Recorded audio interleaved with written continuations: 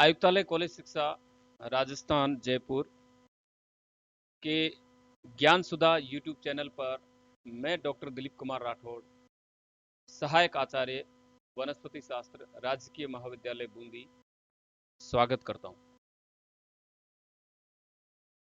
साथियों, यह चैनल प्रतियोगिता परीक्षाओं की तैयारी हेतु बनाया गया है और इसमें प्रतियोगी परीक्षाएं जो विषय से संबंधित है उस पर वीडियो बनाए जा रहे हैं और आपकी सहायता के लिए हम इसको प्रतियोगी परीक्षाओं के हिसाब से ही इसको हम आपके समक्ष रख रहे हैं। पिछला लेक्चर जो है वो प्रकाश संश्लेषण में जो प्रकाशिक अभिक्रिया है लाइट रिएक्शन, उस पर चर्चा की थी। उसके एक पार्ट पे हमने चर्चा की और आज के वीडियो में लाइट रिएक्शन के को हमने दो पार्ट में डिवाइड किया, तो उसके सेकंड पार्ट पे हम चर्चा करेंगे। ये पार्ट हमने डिवाइड किए हैं, इसको थोड़ा सा इलोबरेट स्टडी के हिसाब से थोड़ा सा विस्तृत और इम्पोर्टेंट क्वेश्चंस जो है वो इसमें से बनते हैं, इसलिए इसको दो पार्ट में डिवाइड किया है। तो आइए आज हम इसके लाइट रिएक्शन पे ही इसके अगले भाग पर चर्चा करते हैं। तो लाइट रिएक्शन में हमने हिल रिएक्शन के बारे में चर्चा की, हमने इसके बारे में समझा। रेड ड्रॉप इफेक्ट क्या होता है, हमें इसके बारे में भी हमने पढ़ा। एमर्सन एनहांसमेंट इफेक्ट के बारे में हमने पढ़ा। फोटोसिस्टम फर्स्ट और सेकंड जो है ये कैसे एस्टैब्लिश होते हैं, इस पर हमने चर्चा की। रिएक्शन सेंटर क्या होते हैं उसके बारे में देखा। आज के इस लेक्चर में हम इससे आगे चलते हैं और इलेक्ट्रॉन ट्रांसपोर्ट चेन जो है उसके बारे में, एसिमिलेटरी पावर, देन फोटोफॉस्फोराइलेशन जो है और उसके टाइप्स क्या हैं, और इसके अलावा जो संबंधित प्रश्न जो है वो प्रतियोगी परीक्षाओं में जो पूछे जाते हैं वो किस प्रकार के होते हैं और उस पर हम डिस्कस करेंगे। तो नेक्स्ट चलते हैं हम इलेक्ट्रॉन ट्रांसपोर्ट चेन। जैसा कि हम जानते हैं कि प्रकाश संश्लेषण की अभिक्रिया क्लोरोप्लास्ट के थाइलेकोइड की मेम्ब्रेन में होती है। तो यहाँ पर ये मेम्ब्रेन जो है थाइलेकोइड की एक सिंगल मेम्ब्रेन है और इस मेम्ब्रेन में फोटोसिस्टम फर्स्ट, फोटोसिस्टम सेकेंड और एटीपी सिंथेज जो है वो यहाँ पर उपस्थित है। तो इनमें जब वाटर का ऑक्सीडेशन होता है, फोटोसिंथेसिस को हम जानते हैं कि एक रिडॉक्स रिएक्शन है, इसमें ऑक्सीडेशन भी होता है और इसमें रिडक्शन भी होता है। ऑक्सीडेशन होता है वो वाटर का होता है, रिडक्शन होता है वो कार्बन डाइऑक्साइड का होता है।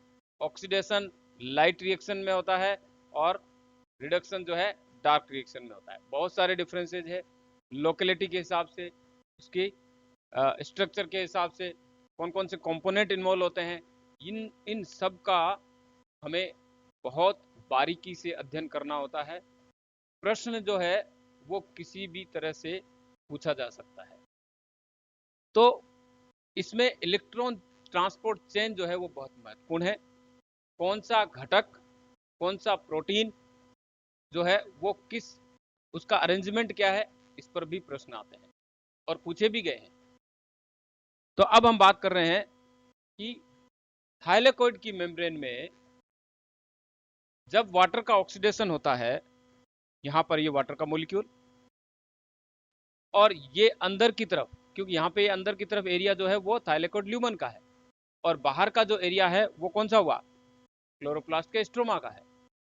तो ल्यूमन की ओर फोटोसिस्टम सेकेंड पर जब लाइट की प्रेजेंस में वाटर के मॉलिक्यूल ऑक्सीडाइज होंगे तो उस समय ऑक्सीजन इवोल्व होती है और प्रोटॉन निकलते हैं।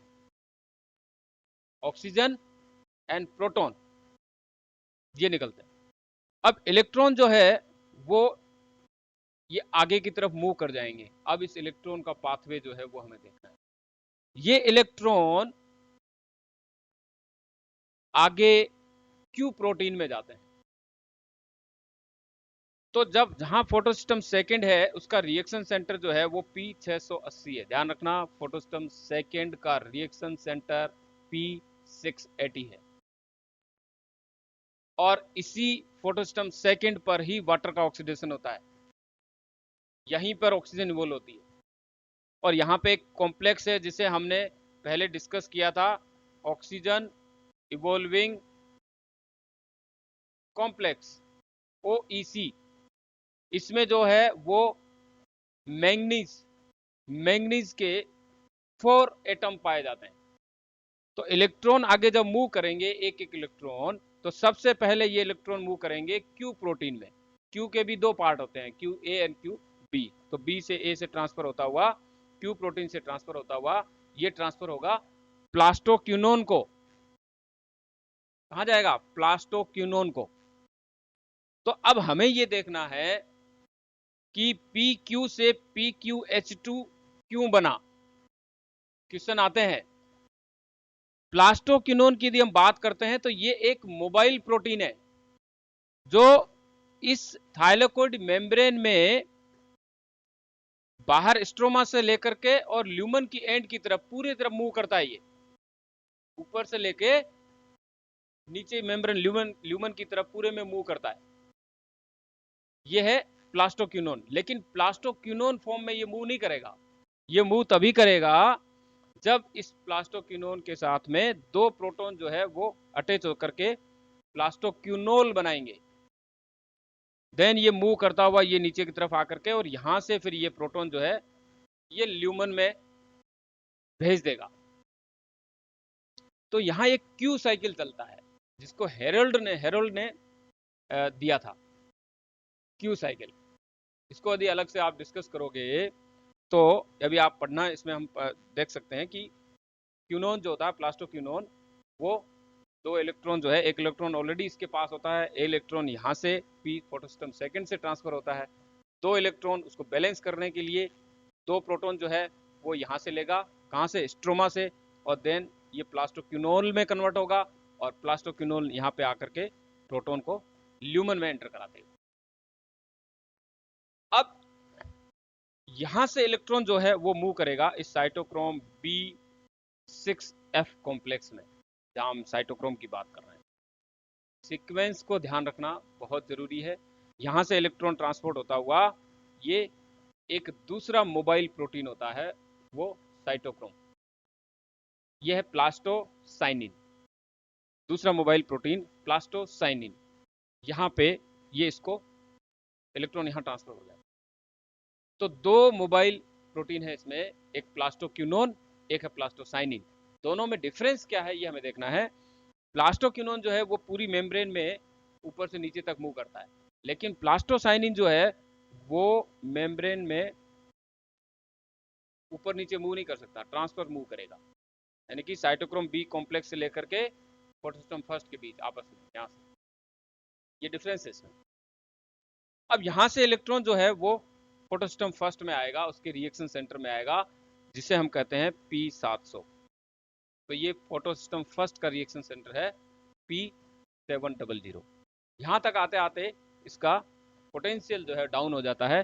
देन अगेन 680 एंड अबो की लाइट जो है वो एब्जॉर्ब करने पर ये एक्साइटेड फॉर्म में आएगा, और एक्साइटेड फॉर्म में आने के बाद में यहाँ पर फेरोडोक्सिन यदि अवेलेबल है तो यहाँ पर एक एंजाइम होता है, वो फेरोडोक्सिन रिडक्टेज एंजाइम जिसे हम कहते हैं, नाइट्रेट रिडक्टेज एंजाइम। उसकी प्रेजेंस में ये NADP को इलेक्ट्रॉन प्रोवाइड कर देता है और 2 इलेक्ट्रॉन देन यहाँ पर NADPH एनर्जी मॉलिक्यूल का प्रोडक्शन हो जाता है। तो यहां से जो इलेक्ट्रॉन वाटर से निकला था वो यहां से मूव होता हुआ ये फोटोसिस्टम फर्स्ट से निकलता हुआ ये कहां पहुंचा? इस एनर्जी मॉलिक्यूल का निर्माण किया, NADPH का। अब यहां NADPH एनर्जी मॉलिक्यूल बन रहा है, तो हम बात करते हैं कि यहाँ ATP भी बनते हैं। वो कहां बने? तो आगे हम जब फोटोफॉस्फोराइलेशन की बात करेंगे तो वहां पर ADP के साथ एक इनऑर्गेनिक फॉस्फेट जुड़ता है, देन फॉस्फोराइलेशन होता है और एक ट्राइफॉस्फेट न्यूक्लियोटाइड का निर्माण करता है, और वो एडिनोसिन ट्राइफॉस्फेट बनता है, और वो जो है इसी कॉम्प्लेक्स के दौरान बनता है। लेकिन वो जो ATP बनते हैं वो ATP सबस्ट्रेट बेस्ड रिएक्शन पे बनते हैं, इसे कहते हैं सबस्ट्रेट लेवल फॉस्फोराइलेशन। तो ATP का फॉर्मेशन भी 2 तरीके से होता है और ये हमें ध्यान रखना है। ATP का फॉर्मेशन भी दो तरीके से होता है और ये हमें बहुत महत्वपूर्ण है, क्योंकि एक तो एटीपी बन रहे हैं वो इस फोटोफॉस्फोराइलेशन प्रोसेस के थ्रू बन रहे हैं और इस साइक्लिक और नॉन साइक्लिक प्रोसेस में बनेंगे। ये होते हैं सबस्ट्रेट लेवल फोटोफॉस्फोराइलेशन, इसकी भी बात करेंगे। और दूसरा एटीपी बनता है वो एटीपी सिंथेज एंजाइम के थ्रू बनते हैं। ये बनते हैं कि इस प्रोटॉन के ग्रेडियंट के थ्रू, कि ल्यूमन में प्रोटॉन की कॉन्सेंट्रेशन ज्यादा होते ही ये यहाँ पर प्लस प्लस प्लस अंदर की तरफ डेवलप हो जाएगा, पूरा ग्रेडियंट इलेक्ट्रोकेमिकल ग्रेडियंट बनता है। और स्ट्रोमा साइड में यहाँ पर नेगेटिव साइन आ जाता है, माइनस माइनस माइनस। तो एक ऐसा ग्रेडियंट क्रिएट हो जाता है जिसकी वजह से प्रोटॉन मूव करते हैं और यहाँ पर एडीपी का फॉस्फोराइलेशन होता है और ये एटीपी बनते हैं। ये एटीपी इलेक्ट्रोकेमिकल ग्रेडियंट या प्रोटॉन मोटिव फोर्स जिसे हम कहते हैं PMF, ये एक फोर्स डेवलप होता है। तो एटीपी सिंथेज के थ्रू ये हमें ध्यान रखना है। तो ये तो है ये इलेक्ट्रॉन ट्रांसपोर्ट होने का पूरा प्रोसेस जो आपने इस डायग्राम के माध्यम से देखा। अब हम एक वीडियो देखते हैं और इस वीडियो में हम ये देखेंगे कि कैसे एक एनिमेशन के द्वारा इस इलेक्ट्रॉन ट्रांसपोर्ट चेन को दर्शाया गया है। हम इसको ध्यान से देखेंगे तो हमारे दिमाग में एक इमेज जो है वो सेटअप हो जाएगी कि कैसे इलेक्ट्रॉन और प्रोटॉन जो है वो आपस में मूव करते हैं, देन एटीपी का सिंथेसिस होता है और ये ईटीसी में कैसे ट्रांसफर होते हैं। देखिए पहले इस वीडियो को, उसके बाद हम आगे चर्चा करते हैं।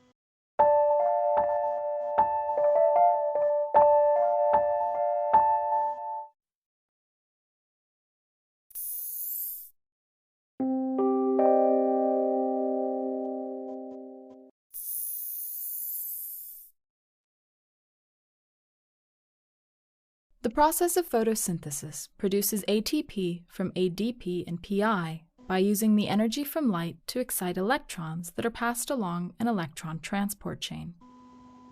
Coupled with the transfer of electrons is the pumping of hydrogen ions and the splitting of water molecules. The following complexes are found in the photosynthesis electron transport chain: photosystem II, cytochrome B6F, photosystem I, ferredoxin NADP reductase, and the complex that makes ATP, ATP synthase. In addition to the complexes, 3 mobile carriers are also involved: plastoquinone QB, plastocyanin, and ferredoxin. Other key components include photons, chlorophyll molecules, protons, water, molecular oxygen, NADP, and the electrons to form NADPH, and ADP and PI, which combine to form ATP. Photosynthesis occurs in the chloroplasts of plants and algae. The process is also found in single-cell organisms, such as cyanobacteria, that do not have chloroplasts. Like its mitochondrial counterpart, the chloroplast electron transport chain consists of several protein complexes and mobile electron carriers.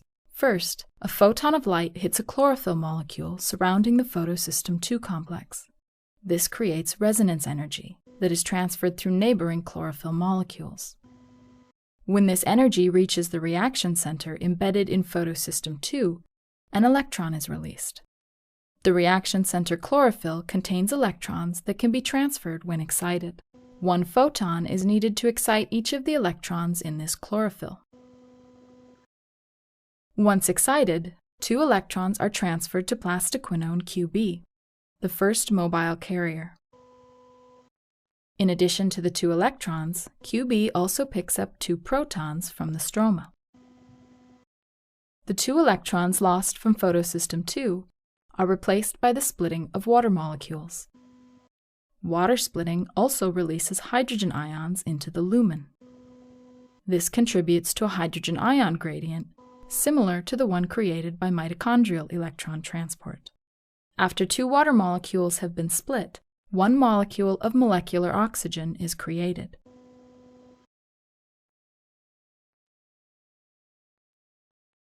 Plastoquinone QB then transfers the 2 electrons to the cytochrome B6F complex. The 2 protons it picked up are released into the lumen. These transfers are coupled with the pumping of 2 more hydrogen ions into the lumen space by cytochrome B6F. The electrons are next transferred to plastocyanin, another mobile carrier. Next, the electrons are transferred from plastocyanin to the photosystem 1 complex. It is here that photons again energize each electron and propel their transfer to ferredoxin. Ferredoxin then transfers the electrons to the ferredoxin NADP reductase, also known as FNR. After 2 electrons are transferred to FNR, NADPH is made by adding the 2 electrons and a hydrogen ion to NADP. The gradient created by the electron transport chain is utilized by ATP synthase to create ATP from ADP and PI. This is similar to the way ATP is synthesized in the mitochondria. ATP, NADPH, and molecular oxygen are the final vital products of photosynthesis.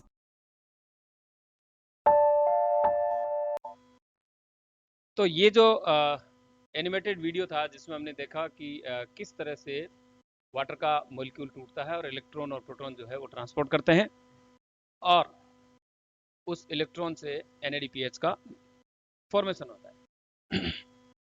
अब हम चलते हैं second part पे, photophosphorylation पे। Photo यानी light पे चलते हैं और लाइट की प्रेजेंस में फास्फोराइलेशन होना। तो आर्नन और उन्होंने डेनियल आर्नन एंड उनके साथियों ने एटीपी यहाँ पे नहीं है, ये एडीपी है, और एडेनिन डाइफॉस्फेट एडीपी, उसके साथ एक इनऑर्गेनिक फॉस्फेट और लाइट की प्रेजेंस में यहाँ पे एडिनोसिन ट्राइफॉस्फेट का निर्माण होता है और यही फॉस्फोराइलेशन यानी कि इनऑर्गेनिक फॉस्फेट का डाई पे जुड़ना फॉस्फोराइलेशन, वो भी लाइट की प्रेजेंस में, ये फोटोफॉस्फोराइलेशन कहलाता है। 3 टाइप है इसके, नॉन साइक्लिक, साइक्लिक और सूडो साइक्लिक। 2 मुख्य नॉन साइक्लिक और साइक्लिक की हम बात करेंगे। अब यहाँ पे हमें ये सबसे पहला हम देख लेते हैं इसमें नेक्स्ट नॉन साइक्लिक पे। अभी जो इलेक्ट्रॉन ट्रांसपोर्ट की जो चेन हमने देखी थी जिसमें जो एंटीना कॉम्प्लेक्स सेकंड जो है यानी फोटोसिस्टम सेकंड की हम बात कर रहे हैं, जिसका रिएक्शन सेंटर जो है वो P680 है। यहाँ से जो इलेक्ट्रॉन निकलता है, क्योंकि हमने देखा यहाँ पे ही वाटर का ऑक्सीडेशन हो रहा है, ठीक है, ऑक्सीजन नहीं निकल रही, प्रोटॉन निकल रहे हैं और ये इलेक्ट्रॉन ट्रांसपोर्ट हो रहे हैं। और यहाँ से इलेक्ट्रॉन ट्रांसपोर्ट होते हुए pheophytin, first electron acceptor of photosystem second, ठीक है, यहाँ से ये क्यूनोन प्रोटीन से होता हुआ प्लास्टोक्यूनोन से साइटोक्रोम बी कॉम्प्लेक्स, और यहाँ से होता हुआ ये देन P700 में आएगा। और वही सेम जो अभी हमने देखा था कि वहाँ से ये कई इंटरमीडिएट्स के थ्रू होता हुआ, इंटरमीडिएट्स में बहुत सारे होते हैं, A0, A1, ये फिलोक्यूनोन होता है, आयरन सल्फर प्रोटीन होते हैं, क्वेश्चन आता है आयरन सल्फर प्रोटीन पे, ठीक है, कि फोटोसिस्टम फर्स्ट से इलेक्ट्रॉन जो है उसके बाद में कौन सा इंटरमीडिएट होता है, निम्न में से कौन सा इंटरमीडिएट जो है ये उसमें उपस्थित होता है। डायरेक्ट फेरोडक्सिन को नहीं जा रहा है, इसके बीच में बहुत सारे इंटरमीडिएट है। यदि इनमें इसका कोई नाम है तो आयरन सल्फर पे प्रोटीन पे क्वेश्चन आता है, यदि वो है तो फेरोडक्सिन से पहले आयरन सल्फर है, इस पर हमको ध्यान रखना है। देन फेरोडक्सिन पे जाता है और लास्ट में ये NADPH का फॉर्मेशन करता है, जो कि आगे कार्बन डाइऑक्साइड के रिडक्शन में चले जाता है। अब बात जो हम कर रहे हैं कि यहाँ से इलेक्ट्रॉन निकला और ये इलेक्ट्रॉन निकल करके यहाँ पे एक एनर्जी मॉलिक्यूल का रिडक्शन कर देता है। तो इलेक्ट्रॉन फोटोसिस्टम सेकंड से निकला हुआ वापस नहीं आता है, इसलिए इसको नॉन साइक्लिक कहते हैं। अब फास्फोराइलेशन कहाँ हुआ लाइट की प्रेजेंस में, वो हमें देखना है। एक्चुअल में जब साइटोक्रोम बी कॉम्प्लेक्स में इलेक्ट्रॉन मूव करता है तो उस समय साइटोक्रोम बी और साइटोक्रोम एफ के बीच में जो इलेक्ट्रॉन वोल्ट का डिफरेंस होता है वो -0.32 इलेक्ट्रॉन वोल्ट या उससे ज़्यादा होता है। तो वहाँ पे इस डिफरेंस पे वो एनर्जी पर्याप्त होती है कि एक एडीपी पर इनऑर्गेनिक फॉस्फेट को अटैच करने, और यहाँ पे एटीपी का फॉर्मेशन होता है। तो ये जो एटीपी का फॉर्मेशन हो रहा है ये सबस्ट्रेट लेवल फोटोफॉस्फोराइलेशन कहलाता है। यहाँ कोई एंजाइम जो है वो एटीपी सिंथेसिस वगैरह या प्रोटॉन मोटिव फोर्स के आधार पे या इलेक्ट्रोकेमिकल ग्रेडियंट के बेस पे एटीपी का सिंथेसिस नहीं हो रहा है। तो ये सिंथेसिस जो कहलाता है वो सबस्ट्रेट लेवल फोटोफॉस्फोराइलेशन। और ये जो साइकिल है, क्योंकि वापस नहीं आता है इलेक्ट्रॉन फोटोस्टम सेकंड में, इसलिए इसको नॉन साइक्लिक फोटोफॉस्फोराइलेशन कहते हैं। अब चूंकि एटीपी का सिंथेसिस हो रहा है और एनएडीपीएस भी बन रहे हैं, तो नॉन साइक्लिक फोटोफॉस्फोराइलेशन ऐसा है जिसमें एटीपी और एनएडीपीएस दोनों टाइप के एनर्जी मॉलिक्यूल का प्रोडक्शन होता है। और जहां हम साइक्लिक की बात करेंगे, तो साइक्लिक में जब फोटोसिस्टम फर्स्ट के रिएक्शन सेंटर P700 पर इलेक्ट्रॉन निकल के ये इलेक्ट्रॉन यहाँ पे डायरेक्ट, यदि प्रोडक्शन एनएडीपीएच अवेलेबल नहीं है तो सीधा वो कहाँ जाएगा, साइटोक्रोम बी कॉम्प्लेक्स में आएगा। तो साइटोक्रोम बी कॉम्प्लेक्स में आएगा तो यहाँ पर एनर्जी लेवल जो होता है वो बहुत हाई होता है। तो दो एटीपी का फॉर्मेशन करता है, वो भी सबस्ट्रेट लेवल, तो एक यहाँ पे और देन एक साइटोक्रोम बी से एफ कॉम्प्लेक्स के बीच में। तो दो एटीपी का फॉर्मेशन जो है तो करता है। तो फोटो इसे हम कहते हैं साइक्लिक, क्योंकि P700 से निकला हुआ इलेक्ट्रॉन घूम करके वापस P700 रिएक्शन सेंटर में आ जाता है, तो वो घूमता रहता है, इसलिए इसको साइक्लिक कहते हैं। और इसमें केवल एटीपी का सिंथेसिस होता है, एनएडीपीएच नहीं बनते हैं। अब मेजर डिफरेंस जो है वो दोनों में आप देख लीजिए। अभी हम पूरा आप खुद इसको देख सकते हैं कि साइक्लिक में केवल फोटो सिस्टम फर्स्ट इन्वॉल्व होता है, इसमें दोनों इन्वॉल्व होते हैं। और साइक्लिक में रिएक्शन सेंटर P700, इसमें रिएक्शन सेंटर जो है वो P680 होता है। यहाँ पे इलेक्ट्रॉन जो है वो रिलीज होकर के वापस बैक में आ जाता है साइक्लिक में, इसमें वापस नहीं आता, एनएडीपीएच में चला जाता है। फोटोसिस्टम फर्स्ट में वाटर का फोटोलाइसिस नहीं होता है, ये हम जानते हैं कि फोटोसिस्टम सेकंड पे ही होता है। वाटर के मॉलिक्यूल जो है वो ऑक्सीडाइज होते हैं, तो फोटोसिस्टम सेकंड पे होते हैं। केवल एटीपी सिंथेसाइज होते हैं, ये हम डिस्कस कर चुके हैं। तो यहाँ पर एटीपी के साथ में एनएडीपीएच भी सिंथेसाइज होते हैं, दोनों टाइप के बनते हैं सेकंड में। नेक्स्ट ये है कि साइक्लिक में फोटोफॉस्फोराइलेशन दो जगह होता है, वो हमने बता दिया आपको कि वो प्रोडक्शन से जब साइटोक्रोम बी कॉम्प्लेक्स में आएगा वहाँ पे, और वहाँ साइटोक्रोम बी से लेके एफ के बीच में दो जगह होता है। और यहाँ पे केवल एक जगह ही होता है, साइटोक्रोम बी से 6। यहाँ किसी भी प्रकार की कोई एक्सटर्नल इलेक्ट्रॉन डोनर नहीं है, यहाँ जरूरत भी नहीं पड़ती साइक्लिक में। लेकिन यहाँ पे यदि ऑक्सीजनिक फोटोसिंथेटिक ऑर्गेनिज्म की बात करेंगे तो वाटर की आवश्यकता होती है, और यदि नॉन ऑक्सीजनिक फोटोसिंथेटिक ऑर्गेनिज्म की बात करेंगे तो बैक्टीरिया वगैरह जो होते हैं, तो वहाँ पर H2S जो होता है वो इलेक्ट्रॉन डोनर का कार्य करता है। फर्स्ट जो होता है वो not sensitive to dichloro dimethyl urea, DCMU जो है वो इसको ब्रेक डाउन करती है फोटोसिंथेसिस रिएक्शन को, तो यहाँ पर ये सेंसिटिव नहीं होती है फर्स्ट रिएक्शन, सेकंड को करता है। तो DCMU जो होता है ये इनहिबिट करता है इलेक्ट्रॉन ट्रांसपोर्ट चेन को, तो इनहिबिशन जो है वो इसका साइटोक्रोम बी सी कॉम्प्लेक्स जो होता है वहाँ पे इलेक्ट्रॉन को ये रोक देता है।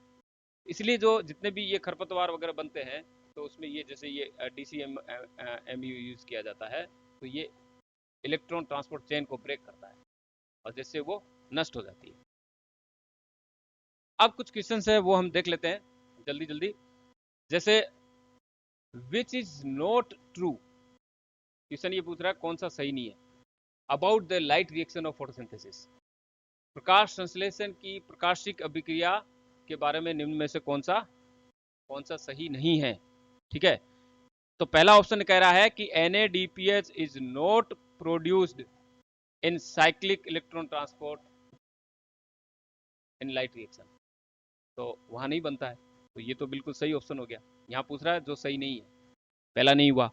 The flow of electron from water to NADPH in non cyclic electron transport produce 1 ATP, ये भी सही है, एक ही ATP बनता है। ठीक है, reaction of the two photo system are needed for the reduction of NADPH, कि दो जो फोटो सिस्टम की जो रिएक्शन है उसमें क्या किसकी आवश्यकता होती है, रिडक्शन ऑफ NADPH की।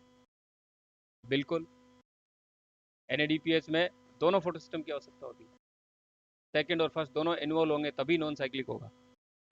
लास्ट ये कह रहा है कि फोटो सिस्टम इसका रिएक्शन सेंटर P680 और P700 are the reaction centres of photo system first and second respectively.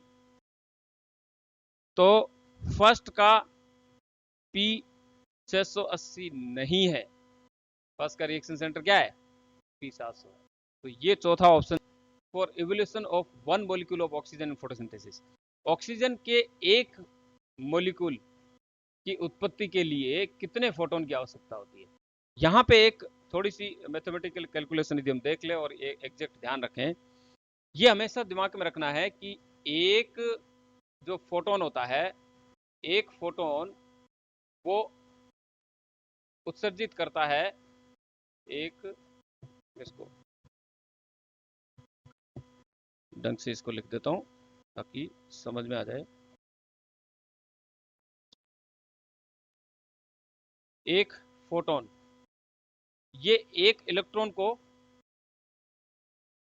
उत्सर्जित करता है, एक फोटोन एक इलेक्ट्रॉन को उत्सर्जित करता है, ठीक है। और 4 फोटोन जो है ये मिलके 4 इलेक्ट्रॉन को के बराबर हो गए, इसको उत्सर्जित करेगा, ठीक है। तो अब यहां कह रहा है कि number of photon needed evolution of one molecule of oxygen, oxygen के एक मॉलिक्यूल के लिए। तो 4 इलेक्ट्रॉन जो होते हैं वो ऑक्सीजन के हाफ ऑक्सीजन यानी कि वाटर के 2 मॉलिक्यूल यानी कि 4 प्रोटॉन के बराबर हो गया। तो एक ऑक्सीजन का पूरे मॉलिक्यूल के लिए कितने फोटोन हो गए, उसके लिए इलेक्ट्रॉन कितने चाहिए, 8 इलेक्ट्रॉन चाहिए। कितने इलेक्ट्रॉन, 8 इलेक्ट्रॉन। इसका मतलब हमारे पास फोटोन कितने होने चाहिए, 8 फोटोन होने। तो यहाँ राइट आंसर जो है 8 होगा।